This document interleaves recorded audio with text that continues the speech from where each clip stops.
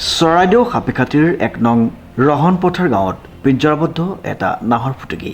উল্লেখযোগ্য যে বন বিভাগে স্থাপন কৰা পিঞ্জৰাবদ্ধ নাহৰ ফুটুকীটো।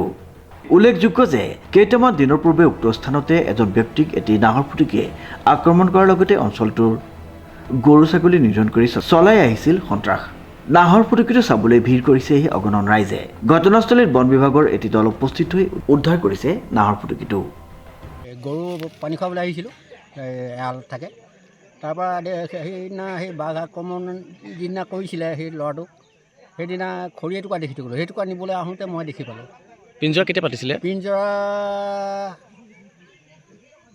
আজি হ'ল প্ৰায় এসপ্তাহ আগতে হ'ব নেকি।